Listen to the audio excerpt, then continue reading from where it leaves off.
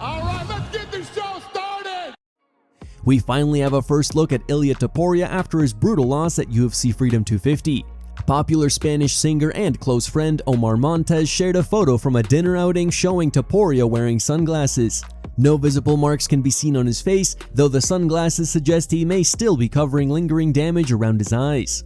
A separate photo of Topuria posing with a fan also offers a closer look at his face, and he appears to be healing well. Topuria has been handed a 6-month suspension following the loss, meaning he is expected to return in early 2027, with a potential rematch against Justin Gaethje already being discussed. How do you think a rematch would play out? Drop your predictions in the comments below. Things got heated between Michael Bisping and Eddie Hearn. Everything started after Hearn went off on Bisping during an appearance on the Ariel Helwani show, saying that Bisping should be ashamed of himself for not standing up for fighters and questioning why Tom Aspinall's recovery is taking so long.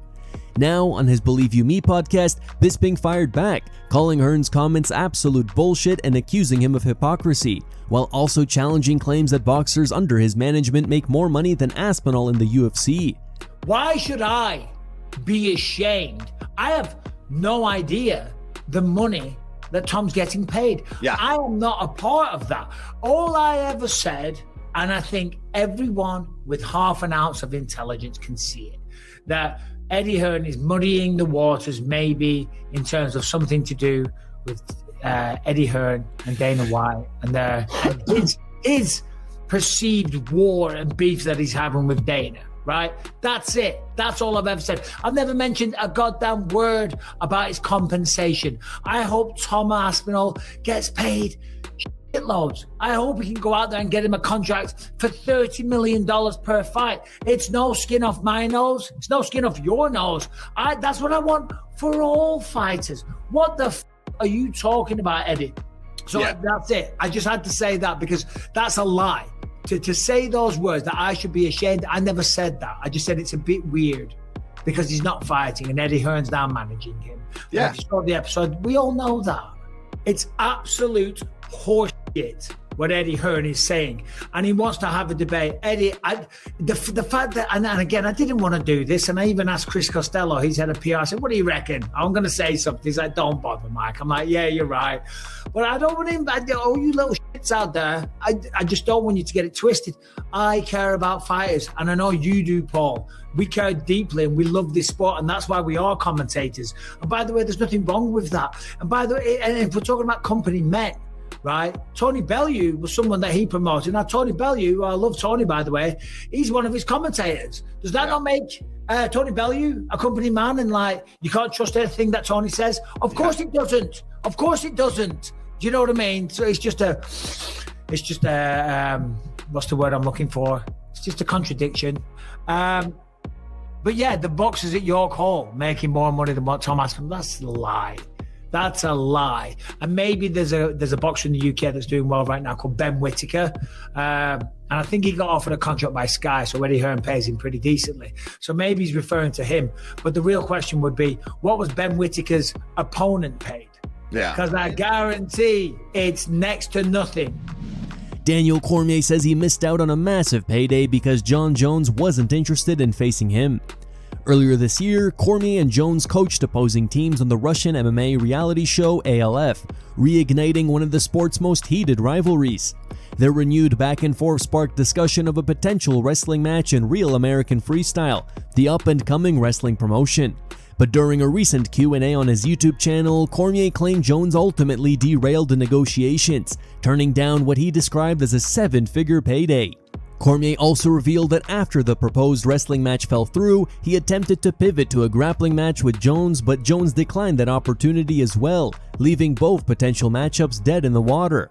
I swear to God, it wouldn't be RAF because they can't afford to pay it. But there's an organization that offers us both 7 figures for a 6-minute match. He will not do it. I'm telling you guys, he will not do it. I'm telling you, and I'm not lying. I went through the negotiations and I said, if he wrestles me, I'll do it. I said, but it's going to be 10-0. I'm going to tech him. I said, but unfortunately, he knows it's going to be 10-0, so he won't do it. So I said, how about we do a grappling match? He said, no, only submissions. I said, well, why don't we do points, right? Where we win. I don't want to be tied at the end. No points, only submissions. So he won't do it. He won't compete with me in anything that he think there's a chance he will lose in. So give up on the Jon Jones thing. He's not going to do it. Retired UFC veteran Matt Brown understands the challenges Dustin Poirier is facing as he adjusts to life after retirement. Poirier was recently arrested for public drunkenness following an altercation with police at Atlanta's Hartsfield-Jackson Airport. Body cam footage showed the former interim UFC lightweight champion challenging an officer to a fight before the situation was eventually de-escalated. In the aftermath of the incident, Poirier released a statement acknowledging that he needs help as he works through his personal struggles. Speaking on the latest episode of The Fighter vs. the Writer, Brown said he isn't concerned about Poirier's long-term well-being. According to Brown, the fact that Poirier has taken responsibility for his actions, admitted he has a problem, and is willing to seek help gives him confidence that Dustin will come through this difficult period. But Dustin is obviously in the public eye, and he's known as a good guy. So then when we see that, we're like, it's just so out of character for him, right? So we start questioning, you know, what his mental health is. I think he's perfectly fine, right? And he recognized it too. He recognized the problem. He said, I need help. And that tells me, like, okay, like what they say in AA, like acceptance is the first step or whatever. Like, okay, he accepts it. He knows where he's at. Like, he's going to be fine. Like, I don't think this is a big story. I don't think it's a big problem. And that's where I go to look at, like, that does not, to me, that does not define Dustin Poirier. Like, I think, you know, at least, again, I don't know him personally, but I know who I believe Dustin Poirier is, and I don't think that person is gone. I think he's still a good dude. I think he's an intelligent enough guy. Like, we hear him speaking, like, he's not like punch drunk or anything. He had a fucking bad night, and airports suck anyway. You know, if this becomes a common thing, you know, like others in the sport, where things like this become common news, then, you know, we should probably have more public conversation about, you know, this person needs help or something. I think he's gonna be perfectly fine. From rivals to training partners, Anthony Hernandez was recently spotted training with his former opponent Sean Strickland just months after their fight. Now, in an interview with Ariel Helwani, Fluffy explained how the unexpected partnership came together. He also spoke highly of Strickland, calling him a cool dude and a very tough presence on the mats. Interestingly enough, you and Sean clearly very cool, because I just saw a photo of you guys training together very recently, right? Here you are. No, yeah, he's a cool dude, man. I got nothing bad to say about the guy, man. He's been helping me. I've been training with him. He's gone for 2 weeks from Vegas right now, and then he'll be back, and we're going to get back to work. You know what I mean? How did that come about? Did you reach out to him? No, he actually hit me up for the Hamza fight, but I was injured during the time, and I couldn't go out and help him. And I was like, well, I'll eventually train with you. So I'm going to be in Vegas a lot more for camp this time. So I was like, we just set it up so we can train. I love that. Why in Vegas a lot more for camp this time? Just to dial some shit in. Like, I want to go to the PI and really, like, dial in with the nutritionist, dial in with the strength and conditioning, dial in with some, like, bigger guys, better guys, just make shit exciting again for myself, you know what I mean? Yeah, different looks.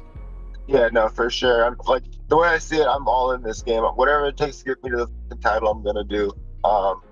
If that means, like, moving away from my fucking family for 6 weeks into camp, then so be it. Yeah. What did you think when Sean beat Hamza? Were you surprised, or was that what you were expecting after just fighting him? I wasn't surprised at all. That motherfucker's tough as hell, bro. Yeah. He's a tough son of a... Herb Dean has the backing of one of the inventors of MMA's entire rule set, Big John McCarthy, in his latest feud. For years, there have been questions surrounding some of Dean's more questionable calls, but things have ramped up in recent weeks after a concentrated campaign from Alex Pereira following a number of shots he deemed illegal in his defeat to Ciryl Gane at UFC Freedom 250. That historic night at the White House was followed up by some dodgy decisions, first at the Meta Apex in Las Vegas and then Baku by Herb Dean. And there are now petitions calling for him to be sacked from refereeing altogether. Speaking on the Ariel Helwani show, McCarthy first addressed the Pereira versus Gane controversy, saying that most of the strikes landed by Gane were legal and that Gane should not be labeled a dirty fighter. Do I think, Ciryl Gane is a dirty fighter? No, I don't. I think at times he becomes reckless when he's got the opportunity to, end the fight. He starts to just wail, and it happens. It happens with a ton of fights, Many times you saw Ciryl Gane when he was being put onto his butt as Alex was trying to, get himself through it. He's throwing elbows.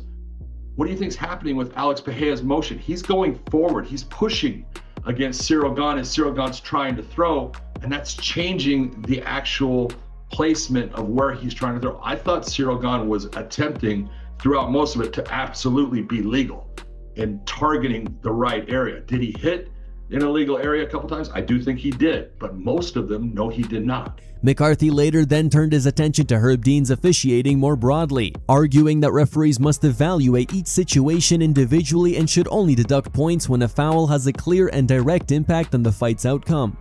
Look, I'm going to say this straight out. Herb Dean is a friend of mine. I love Herb. Herb is one of the nicest human beings that you will ever find. And the one thing I will say is he doesn't want to interfere with the fight. He doesn't, and I don't, and no referee does. The greatest fight I can have is a fight where someone goes, who's the referee of that? Perfect. We have to be equitable, and we have to look and say, what's best for the fighters at the moment? What's best for the sport?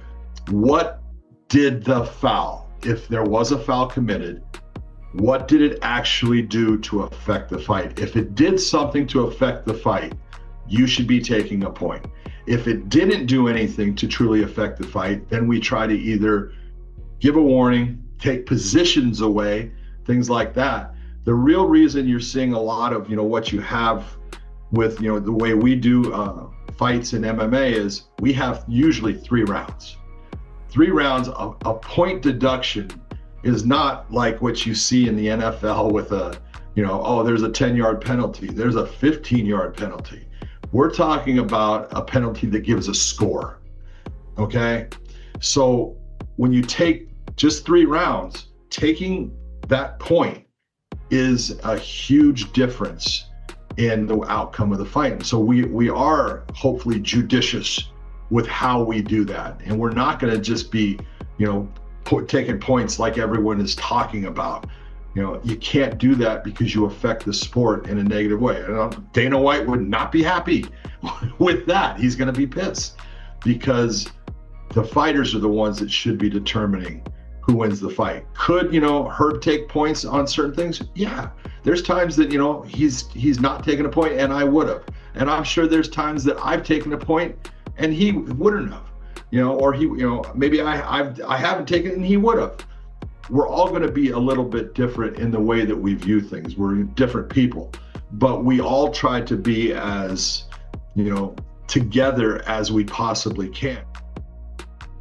Here are the top 3 memes found on the internet. Number 3 meme was posted by BrownCrown69. Number 2 meme was posted by Andrei Arlovsky. And number 1 meme was posted by Ricky Doobie.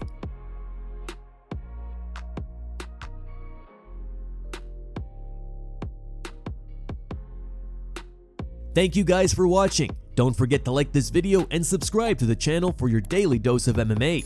Catch you tomorrow.